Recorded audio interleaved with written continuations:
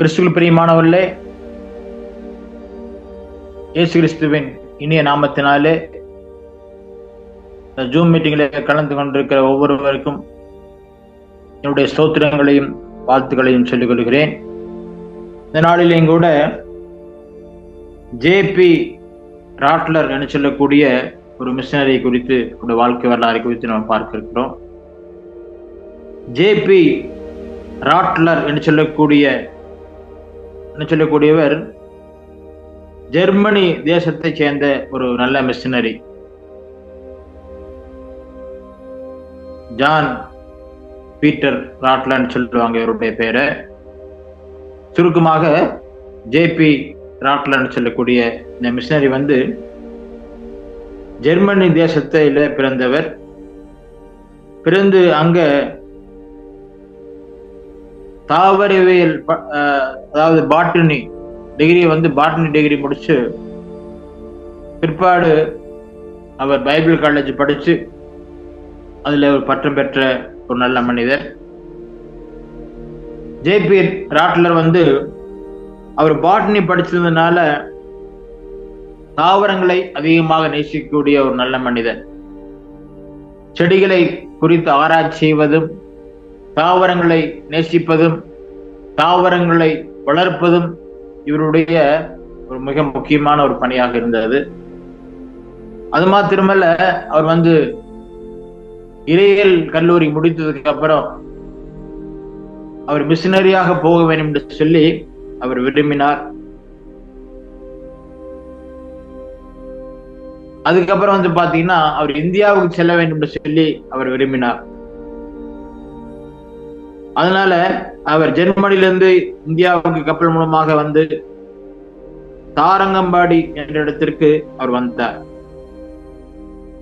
தாரங்கம்பாடி என்ற இடத்துக்கு அவர் ஊழியங்களை ஆரம்பிக்கும் போது அங்கிருக்கிற அநேக மிஷனரிகளுடன் சேர்ந்து இவரும் மிஷனரி பணியை செய்ய துவங்கினார்.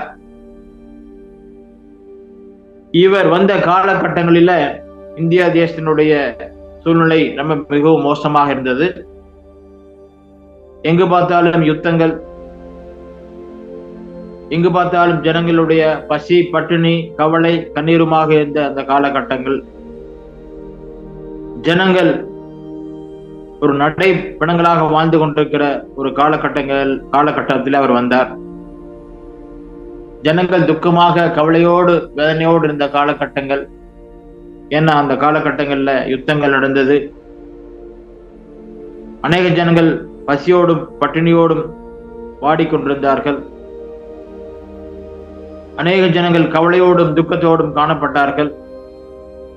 இதையெல்லாம் பார்த்த ராட்லர் அவர்கள் இயேசு கிறிஸ்துவினுடைய அன்பை வெளிப்படுத்தவும், அந்த ஜனங்களுக்கு மிகவும் ஆறுதலாக இருக்கவும், இந்த ஜனங்களுக்கு நற்போதனைகளை போதிக்கவும், அவர்களை தைரியப்படுத்தவும் அவர் அந்த ஜனங்களுக்கு பக்கத்துணையா இருந்து அவர்களுக்கு ஊழியங்களை செய்து வந்தார். அது மாத்திரமல்ல, ராட்லர் சிறு பிள்ளைகள் மேலே மிகவும் பிரியமுள்ளவராக காணப்பட்டார். இங்க தாரங்கம்பாடியில மிஷனரி ஜான் என்று சொல்லக்கூடிய பாஸ்டர் நிறுவிய அந்த பள்ளியை மிகவும் அவர் வழிநடத்தினார். அந்த பள்ளிக்கு தலைவராக இருந்து எல்லா காரியங்களையும் அந்த பள்ளி ஸ்கூல் வளர்ச்சி பெறவும், இந்த ஸ்கூல்ல படிக்கிற மாணவர்கள் மிகுந்த ஒரு ஞான உள்ள மாணவர்களாக வரவும் அங்க பெரிய சீர்திருத்தங்களை செய்தார். பள்ளியை சுற்றிலும் அநேக தோட்டங்களை அமைத்தார். அநேக செடிகளையும் அநேக மரங்களையும் உண்டு பண்ணினார்.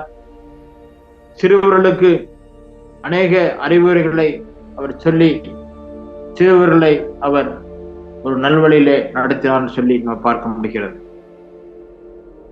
அது மாத்திரமல்ல, ஏழை எளியவர்களுக்கு அவர் உதவி செய்தார். வேலை இல்லாத காலகட்டங்களில அவர் ஒரு சாக்ஸ் கம்பெனியை ஆரம்பித்து, சாக்ஸ் தயாரிக்கிற அந்த கூடாரத்தை ஆரம்பித்து அதுல அநேகருக்கு எப்படி சாக்ஸ் தயாரிப்பது சொல்லி கற்றுக் கொடுத்தார்.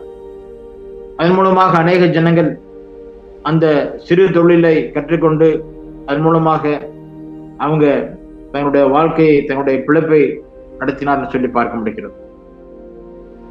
முதல்ல இந்த ஸ்டாக்ஸ் இந்தியாவில் உருவாக்கினவர் இந்த ராட்லான்னு சொல்லி நம்ம பார்க்க முடிகிறது. அது மாத்திரமல்ல, தாரங்கம்பாடியிலும் சென்னையிலும் பல இடங்களில அவர் தேவாலயங்களை நிறுவி சுவிசேஷ பணியில அவர் ஈடுபட்டார். அது மாத்திரமல்ல, அவர் மக்களிடையே காணப்படுகிற ஏற்ற தாழ்வுகளை அவர் கண்டித்தார். அது மாத்திரமல்ல, அவர் ஜெப வாழ்க்கை தான் எல்லா பிரச்சனைகளுக்கும் தீர்வு என்று சொல்லி அவர் ஜெபம் பண்ணுகிறதுல உறுதியா இருந்தார். எல்லா பிரச்சனைகளுக்கும் ஜெபத்தின் மூலமாக அவர் தன்னுடைய காரியங்களை நடத்தி சென்றார். அதாவது ஜெபமே ஜெயம் என்று சொல்லக்கூடிய அந்த வாக்குத்தத்தின்படி அவர் ஜெபத்தின் மூலமாக அநேக பிரச்சனைகளுக்கு தீர்வு காண விரும்பினார். அது மாத்திரமல்ல, ஜெப புஸ்தகத்தை ஒன்றை எழுதி தமிழிலே வெளியிட்டார். அவர் சென்னையிலும் தாரங்கம்பாடியிலும் தமிழில அவர் பிரசங்கம் பண்ணி அநேக ஆத்துமாக்களை ஒரு ஆதாயம் பண்ணினார். அது மாத்திரமல்ல, இந்தியாவில 60 வருடங்கள் ஊழியங்களை செய்தார். இந்தியாவில 60 வருடங்கள் ஊழியங்களை செய்து தன்னுடைய 87வது வயதுல ஜே.பி. ராட்லர் மரித்து போனார். அவர் கிறிஸ்துவுக்காக ஒரு ஊழியங்களை செய்து அவர் மரித்து போனார். அவர் வட தமிழ்நாட்டுல ஒரு தாரங்கம்பாடி, சென்னை மற்ற பகுதிகளில் அவருடைய ஊழியமாக இருந்தது, ஊழிய ஸ்தலமாக இருந்தது. கிறிஸ்து பிரியமானவர்கள், இந்த ராட்லர் நமக்கு ஒரு முன் உதாரணமாக இருக்கிறார். அவர் அப்படி அந்த கால இந்தியா சுதந்திரம் அடையாதற்கு முன்பதாக தமிழ்நாட்டுல அநேக ஜனங்களுக்கு ஆறுதலாகவும் அநேக ஜனங்களுக்கு ஒரு ஒளி வீசக்கூடிய ஒரு ஒளி விளக்காகவும் அவர் இருந்தார். தமிழ்நாட்டில் அநேக மிஷனரிகள் வந்ததுனால இன்றைக்கு தமிழ்நாடு ஒரு கல்வி நிறைந்த மாநிலமாக, ஒரு சிறந்த மாநிலமாக, ஆண்டவருடைய கிறிஸ்தவர்கள் அதிகமுள்ள மாநிலமாக இன்றைக்கு காணப்படுகிறது. ஆனால் நம்முடைய வாழ்க்கையிலும் கூட ராட்லர் அவர்கள் நமக்கு ஒரு முன்மாதிரியான ஒரு சாட்சியுள்ள ஜீவியத்தை ஜீவித்தார்னு சொல்லி நம்ம பார்க்க முடிகிறது. நீங்க தொடர்ந்து நீங்க பார்க்கும் பொழுது இன்றைக்கு நீங்க வேத பகுதி பாத்தீங்கன்னா 1 ராஜாக்கள் 6ஆம் அதிகாரம். இந்த 1 ராஜாக்கள் 6ஆம் அதிகாரத்தில் நம்ம பார்க்கும் பொழுது இங்க சாலமோன் ராஜா ஒரு பெரிய ஆலயத்தை கட்டுகிறார். சாலமோன் ராஜா பாத்தீங்கன்னா 1 ராஜாக்கள் 6ஆம் அதிகாரத்துல ஒரு பெரிய ஆலயத்தை கட்டுகிறார். ஒரு ஆலயத்தை கட்டுகிறார். அது மாத்திரமல்ல, தன்னுடைய அரண்மனையும் அவர் கட்டுகிறார். தாவீதுக்கு ஆலயம் கட்ட வேண்டும் என்ற விருப்பம் இருந்தது. ஆனால் தாவீது கட்ட முடியாமல் போனதுனால அந்த ஆலயத்தை சாலமோன் அவர் கட்டுகிறார். பாருங்க, சாலமோன் என்று சொன்னா சமாதானம் என்று சொல்லி பொருள். இன்னொரு அர்த்தம் என்ன கேட்டீங்கன்னா, சாலமோன் என்று சொன்னால் கர்த்தருக்கு பிரியமானவன் என்று சொல்லி பொருள். அதனால அந்த சாலமோனுடைய வாழ்க்கையில் நீங்க பாத்தீங்கன்னா தன்னுடைய தகப்பனோடு கூட இருந்து தேவனுடைய ஆலயத்தை சாலமோன் கட்டினான். சாலமோனை குறித்து வேதம் சொல்லுகிறது, பூமியில் உள்ள சகல ராஜாக்களை பார்க்கிலும் சாலமோன் ஞானத்திலும் ஐஸ்வர்யத்திலும் ஒரு பெயர் பெற்ற ஒரு மனிதனாக இருந்தார். நீதிமொழிகளை அவர் எழுதினார். அநேகருக்கு ஆலோசனை கொடுக்கக்கூடிய ஒரு ஞானத்திலே சிறந்த ஒரு மனிதனாக காணப்பட்டார். ஆனாலும் கூட 1 ராஜாக்கள் 11ஆம் அதிகாரத்தில் நீங்க பாத்தீங்கன்னா 1 ராஜாக்கள் 11ஆம் அதிகாரத்துல பாத்தீங்கன்னா அங்க சாலமோன் தாவீதை போல தேவனுக்கு ஒரு பிரியமுள்ள மனிதனாக காணப்படவில்லை என்று சொல்லி 1 ராஜாக்கள் 11ஆம் அதிகாரத்தில் நாம் பார்க்க முடிகிறது.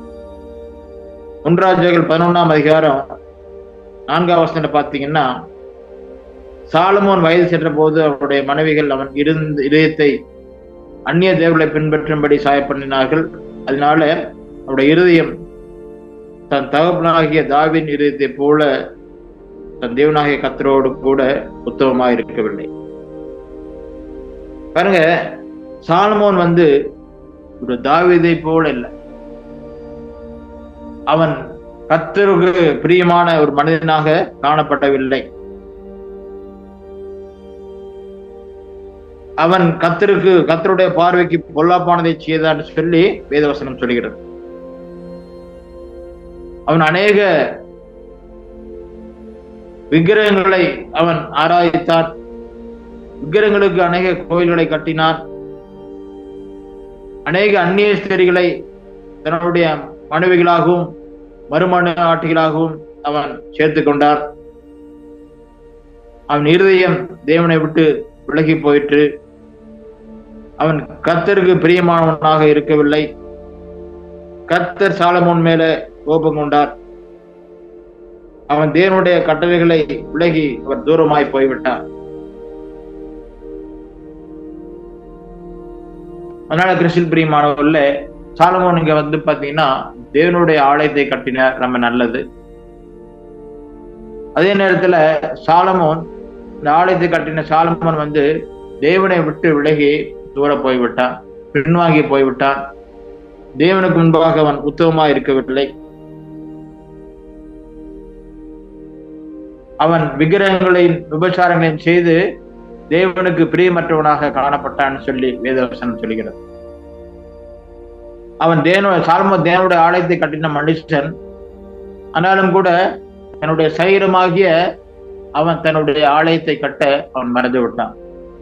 1 கொரிந்தியர் 3ஆம் அதிகாரம் வசனம் 16-17 பாத்தீங்கன்னா, 1 கொரிந்தியர் 3:16-17 அங்க என்ன போட்டிருக்கேன்னா, 1 கொரிந்தியர் 3:16-17 நான் வாசிக்கிறேன். நீங்கள் தேவனுடைய ஆலயமா இருக்கிறீர்கள் என்றும் தேவனுடைய ஆவி உங்களில் வாசமா இருக்கு என்று அறியீர்களா? ஒருவன் தேவனுடைய ஆலயத்தை கெடுத்தால் அவனை தேவன் கெடுப்பார். தேவனுடைய ஆலயம் பரிசுத்தமா இருக்கிறது, நீங்களே அந்த ஆலயம். பாருங்க, இங்க ஆண்டவர் சொல்றாரு, பவுல் சொல்றாரு, நீங்கள் தேவனுடைய ஆலயமா இருக்கிறீர்கள், தேவனுடைய ஆவி உங்களுக்குள்ளே வாசமா இருக்கிறது என்று நீங்கள் அறியாமல் இருக்கிறீர்களா? நம்முடைய சரீரமே தேவனுடைய ஆலயமா இருக்கிறது. நம்முடைய சரீரமே தேவனுடைய ஆலயமா இருக்கிறபடினால இந்த சரீரத்தை நம்ம பரிசுத்தமாய் காத்துக்கொள்ள வேண்டும் என்று சொல்லி தேவன் விரும்புறார். ஆனா இந்த சாலமோன் பாத்தீங்கன்னா தன்னுடைய சரீரத்தை பரிசுத்தமாய் காத்துக்கொள்ளாதபடி அந்நிய ஸ்திரீகளுக்கும் அந்நிய தேவர்களுக்கும் அவன் இடம் கொடுத்து அவன் தேவனை விட்டு விலகி பின்வாங்கி போய்விட்டான். அது மாத்திரமல்ல, 1 கொரிந்தியர் 6ஆம் அதிகாரம் 19 பாத்தீங்கன்னா, உங்கள் சரீரமானது தேவனாலே பெற்றும் தங்கியும் இருக்கிற பரிசுத்த ஆவியினுடைய ஆலயமா இருக்கிறது என்று நீங்கள் உங்களுடையவர்கள் என்று அறியீர்களா? நீங்கள் கிரியாயத்திற்கு கொல்லப்பட்டீர்கள், ஆகையால் தேவனுடையவர்களாக உங்கள் சரீரத்தினாலும் ஆவியினாலும் தேவனை மகிமைப்படுத்துங்கள் என்று சொல்லி 1 கொரிந்தியர் 6:19 பார்க்க முடிகிறது. அதனால நம்முடைய சரீரத்தினாலும் நம்முடைய ஆவியினாலும் கர்த்தரை மகிமைப்படுத்த வேண்டும், கர்த்தரை கனம் பண்ண வேண்டும். இதுதான் ஆண்டவருக்கு பிரியமான ஒரு காரியம். நம்ம ஜீவனுள்ள நாளெல்லாம் நம்ம ஆண்டவரை மகிமைப்படுத்த வேண்டும், ஆண்டவரை துதிக்க வேண்டும், நம்முடைய சரீரத்தினாலும் ஆவியினாலும் ஆண்டவரை ஆராதிக்க வேண்டும் சொல்லி தேவன் விரும்புகிறார். தாவீது சொல்றார், நான் கர்த்தரை காலத்திலும் ஸ்தோத்தரிப்பேன், அவர் துதி எப்போதும் நாவில் இருக்கும் சொல்லி. அதனால இந்த சாலமோன் ராஜா சரீரத்தினாலும் ஆவியினாலும் தேவனை மகிமைப்படுத்தாதபடி அவன் தன்னுடைய சரீரத்தையும் தன்னுடைய ஆத்மாவையும் தன்னுடைய ஆவியும் கெடுத்து போட்டான் என்று சொல்லி நம்ம இங்கே பார்க்க முடிகிறது. அது மாத்திரமில்ல, சாலமோன் பாத்தீங்கன்னா அங்க ரோமர் 12:1 பாத்தீங்கன்னா அங்க பவுல் சொல்றாரு, என்ன சொல்றாருன்னா, நீங்கள் நீங்கள் உங்கள் சரீரங்களை பரிசுத்தமும் தேவனுக்கு பிரியமான ஜீவ பலியாக ஒப்புக் கொடுக்க வேண்டும் என்று தேவனுடைய இறக்கங்களை முன்னிட்டு உங்களுக்கு வேண்டிக் கொள்கிறேன். இதுவே நீங்கள் செய்யத்தக்க புத்தியுள்ள ஆராதனை.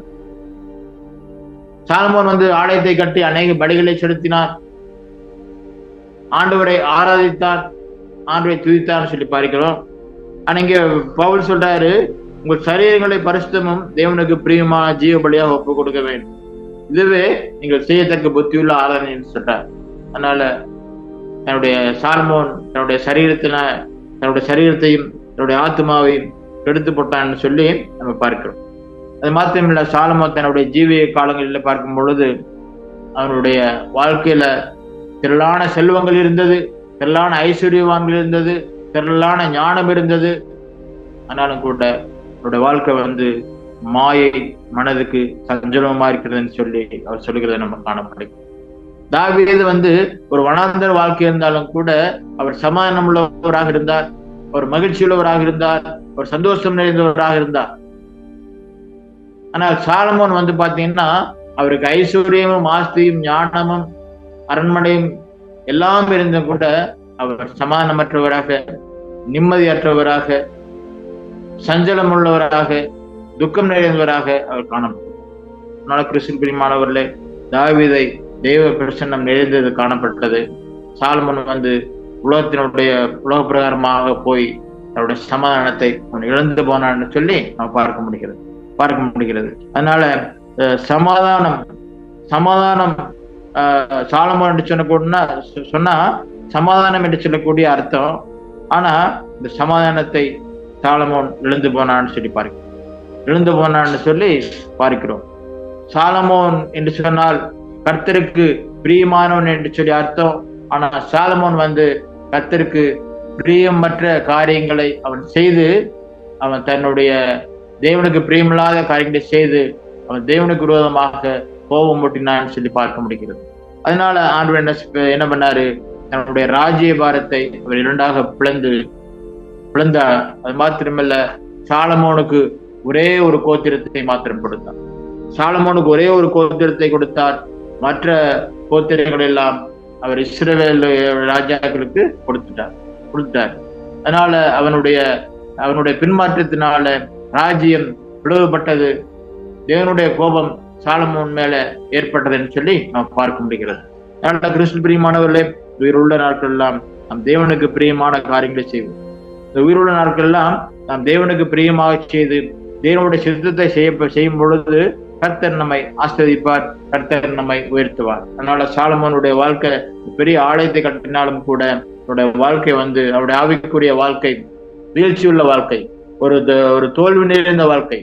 அவருடைய வாழ்க்கை ஆவிக்குரிய வாழ்க்கை ஒரு தோல்வி நிறைந்த வாழ்க்கையாக காணப்பட்டது என்று சொல்லி நம்ம பார்க்க முடிகிறது. அதனால இந்த நாட்களிலும் கூட நம்ம ஊழியக்காரர்களாக நாம் கர்த்தரை மகிமைப்படுத்தி பூமியில் உள்ள நாட்கள் எல்லாம் நம் கர்த்தரை சரீரத்தினாலும் ஆவியினாலும் கர்த்தரை மகிமைப்படுத்தி நம்ம வாழும் பொழுது நம்ம முடிந்த ஊழியங்களை செய்து தேவனை கனப்படுத்தி நம்ம வாழ வேண்டும் என்று சொல்லி தேவன் விரும்புகிறார். தேவன் தாம் இந்த வசனங்களை ஆஸ்வதிப்பாராக. ஜெபம். பரிசுத்தமும் அன்பும் கிருபையும் இருக்கும் தேவனுள்ள ஆண்டவரே, கர்த்தாவே, நாம் நன்றியோடு துதிக்கிறோம் சோதரிக்கிறோம் ராஜா.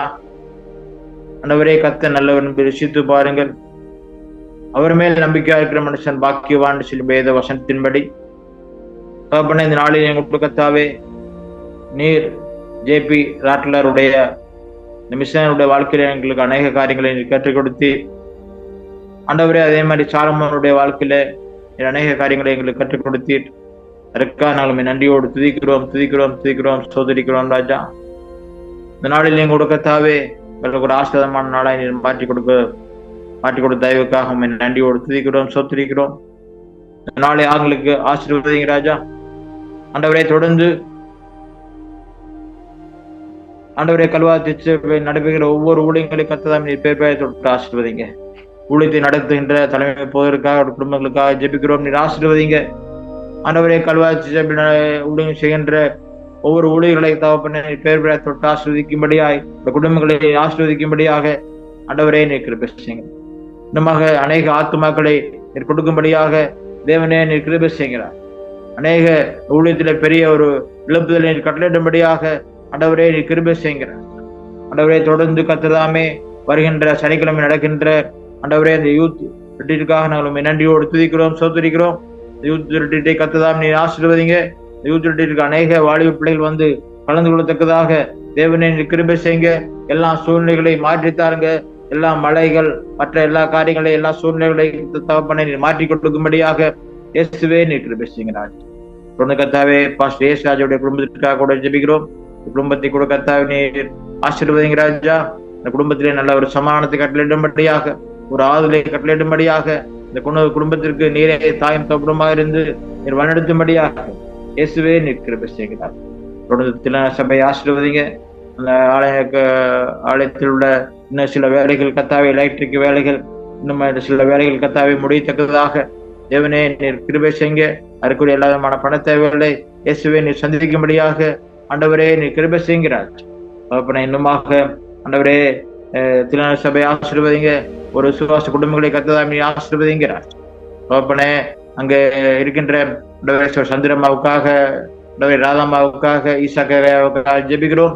ஆண்டவரே இவர்களுக்கு இருக்கின்ற எல்லா வியாதிகளையும், எல்லா நோய்களையும், எல்லா பலவீனங்களையும் மாற்றும்படியா உதவி செய்கிறார். நம்மாக கற்பத்தின் அன்னைக்காக ஜெபித்துக் கொண்டிருக்கிற பிள்ளைகளுக்காக ஜெபிக்கிறோம். ஆண்டவரை பிரீத்திக்காக, எஸ்தருக்காக, மெல்லினுக்காக ஜெபிக்கிறோம். இந்த கற்பத்தின் கண்ணைகளை கர்த்ததாம் நீர் ஆசீர்வதிக்கும்படியாக தேவனே நீர் உதவி செய்யுங்க ராஜா. நம்ம திருமணத்துக்காக ஆயத்தமா இருக்கிற பிள்ளைகளுக்காக ஜெபிக்கிறோம். ஆண்டவரே ஜேம்ஸ்க்காக, சந்தோஷ்காக, சாமியாஜுக்காக ஆண்டவரே ஜெபிக்கிறோம். ஆண்டவரே இவருடைய திருமண காரியங்களை கர்த்ததாம் நீர் ஆசீர்வதிக்கும்படியாக, அற்புதங்களை செய்யும்படியாக தேவனே நீர் கிருபை செய்யுங்க ராஜா.